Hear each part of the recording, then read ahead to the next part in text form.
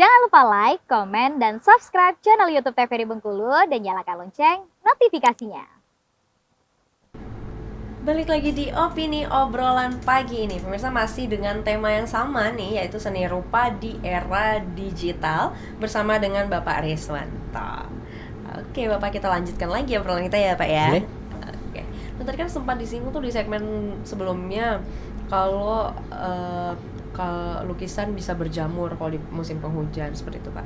Nah itu perawatan lukisan gimana tuh Pak? Ya, itu perawatan lukisan itu harus disimpan di dalam satu ruangan yang suhunya tidak terlalu tinggi, juga tidak terlalu lembab, tidak lembab gitu. Kering tapi tidak lembab. Stabil gitu ya. Stabil. Karena kalau lembab nanti bisa menimbulkan jamur, merusak karya lukis itu sendiri. Kalau terlalu panas dia lekang. Oh, jadi retak-retak gitu ya. Retak-retak ya. Pernah sih aku lihat lukisan yang kayak gitu, catnya pecah-pecah gitu ya Pak ya? Pecah-pecah, ngelupas gitu kan. Nah, itu kan sayang kalau sampai begitu.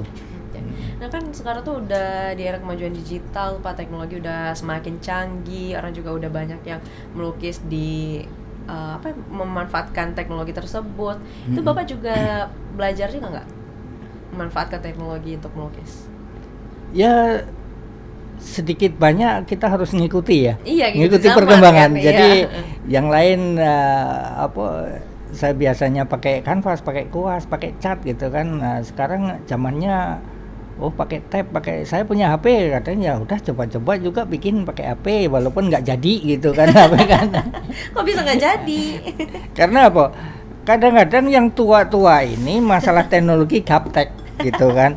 Jadi terkejut, lain dengan anak-anak yang baru. Jadi dia menerima ilmu baru itu dia lebih mudah gitu kan. Yang tua ini kadang-kadang banyak yang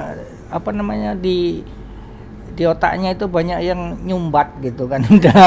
Bukan aku loh Pak yang bilang. Nah, itu susah nggak sih Pak menurut Bapak? Kan penting juga tuh mempertahankan, kayak Bapak bilang tadi, dasarnya harus bagus dulu, harus ada dasarnya dulu, harus bisa melukis secara manualnya dulu, baru pindah ke digital gitu. Nah, ada nggak usaha-usaha dari Bapak ataupun teman atau komunitas Bapak untuk untuk melestarikan lah ibaratnya, kan takutnya ini punah nanti nih melukis dengan media kanvas dan lain-lain. Ya nggak sih Pak? Iya, dikhawatirkan sih seperti itu. Cuma kan kita akan berusaha ya. Saya dan bersama teman-teman juga para aktivis seniman seni rupa, baik itu bukan cuma melukis saja, bukan seni lukis saja, tapi ada seni terapan lain gitu kan. Kita berusaha untuk memelihara ini, terus membina generasi baru. Jadi dari anak-anak, dari yang paling rendah misalnya, siapa yang berminat ya mau dibimbing, perlu bimbingan. Ada pembinaannya gitu ya? Kita bikin pembinaan gitu. Jadi isinya tuh belajar. Kalau bidang kami belajar melukis. Ya. Pernah juga kami adakan untuk menarik perhatian para bakat-bakat yang masih belum muncul gitu kan. Kami bikin satu pelatihan melukis di Taman Budaya. Itu kami bikin gratis. Ternyata peminatnya banyak. Karena gratis. Gratis. Ternyata peminatnya banyak yang tertarik banyak, di tapi bidang ini. Bukan cuma gratisnya ya, ternyata banyak juga yang potensial gitu mereka itu. Baik itu campur waktu itu.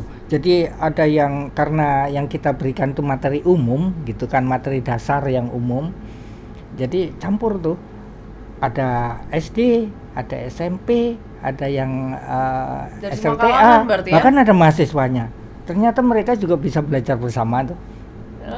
Iya, di dalam seni itu bisa belajar bersama-sama. Berarti seni menyatukan mereka gitu ya Pak. Itu masih sering digalakkan Pak pelajaran itu? Masih sering kan. Dan kemarin ada sambutan. Ya ini memang kita harapkan juga sih. Dulu waktu kita bersama kawan-kawan Pak Rusganda, kemudian ada Pak Romi, kemudian Pak Mudahar gitu kan, dan Pak Ujang dan yang lain-lain itu, gimana biar semangat lagi lah semenjak kita di bredel selama 2 tahun waktu apa itu COVID ya? COVID. Iya. Nah, kita nggak boleh berkesenian, Ya, nggak boleh berhenti ngumpulkan semua orang. itu, iya. Nah, sekarang gimana gitu? Ya udah bikin aja ini apa, kita panggil lah anak-anak yang potensial yang berminat gitu kan untuk latihan melukis bersama, kasih aja gratis dulu gitu kan. Kalau mau ilmu lebih datang ke rumah.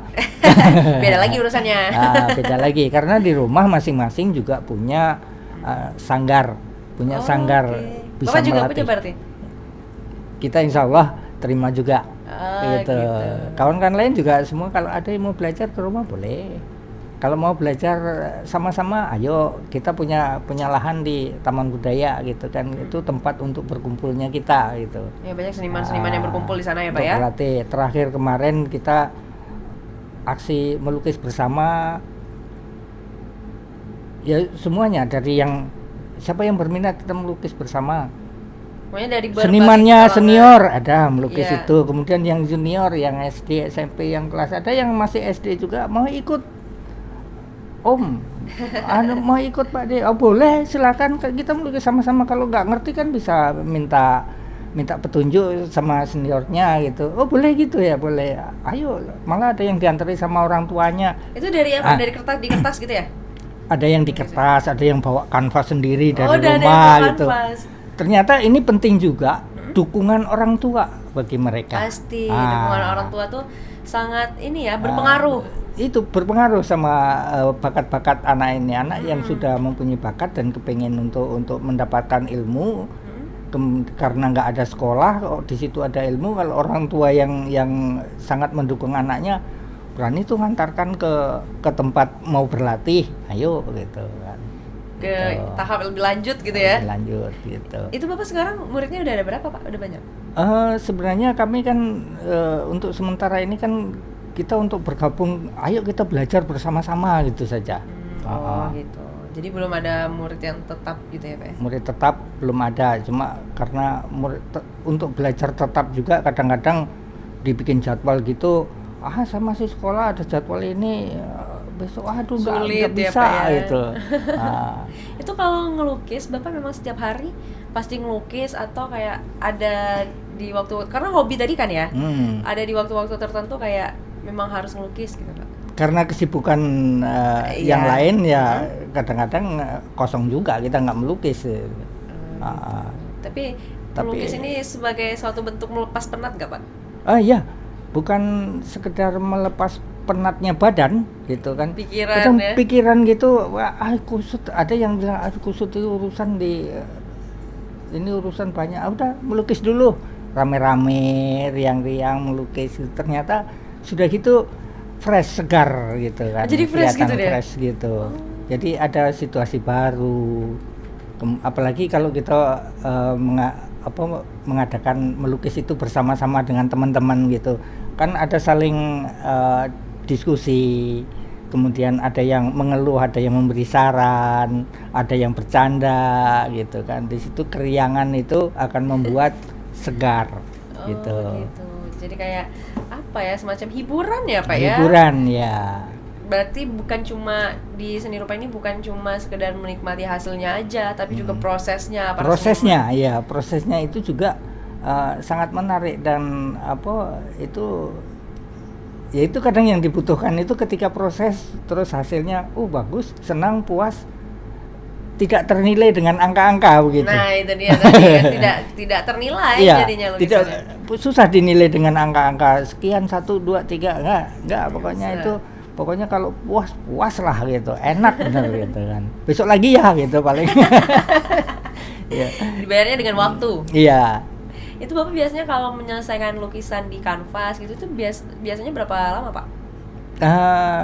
Kalau saya termasuk lambat ya, saya itu kapan moodnya ada selesai sehari 2 hari, kapan nggak ada hilang begitu saja, udah macet gitu. Nggak diselesaikan gitu? Nggak selesai, paling muncul lagi kapan gitu, mencari-cari. Kadang lukisan cuma dilihat aja apa yang salah ini gitu. Idenya tuh kan harus baru terus ya Pak ya? Iya. Susah nggak sih Pak cari-cari ide gitu Pak? kadang ide itu Untuk ditumpahkan, kan?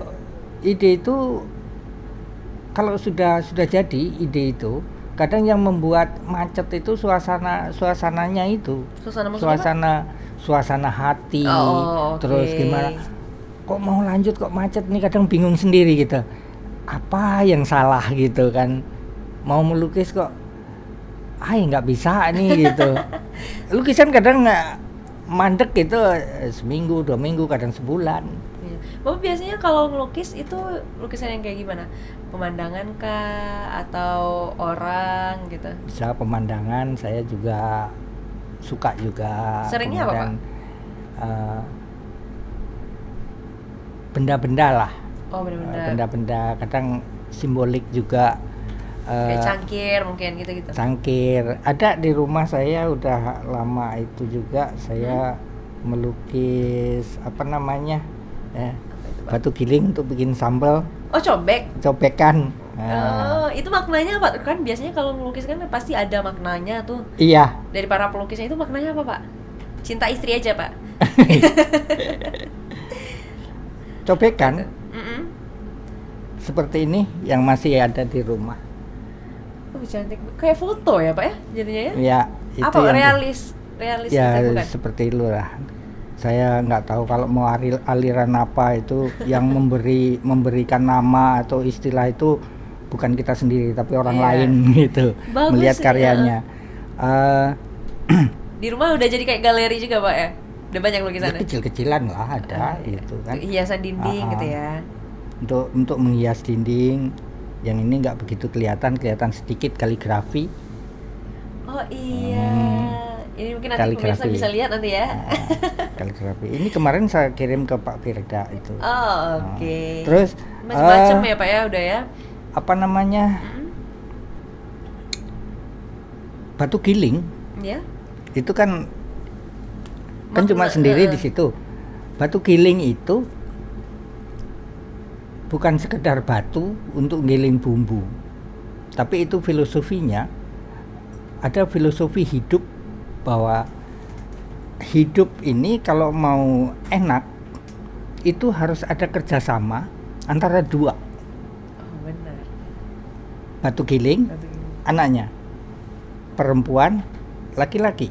Di dalam rumah tangga kalau antara suami sama istri itu akur, mengolah hidup, menikmati hidup, kemudian menyelesaikan masalah hidup, rasanya akan nikmat. Seperti kalau digiling sambal kok bumbunya lengkap, terus komplit, ukurannya pas. Oke, jadi Akhirnya kan sambalnya Iya. enak. Kalau benar. kebanyakan garam asin kan kurang enak gitu kan. Jadi harus imbang, Harus antara imbang. dua-duanya harus imbang gitu. Oke, luar biasa Nah, sekali. Baik, itu. Bapak. Sekarang kita jeda dulu ya, Pak ya. Nanti kita lanjutkan lagi. Untuk pemirsa jangan kemana-mana, tetaplah bersama kami di Opini Obrolan Pagi.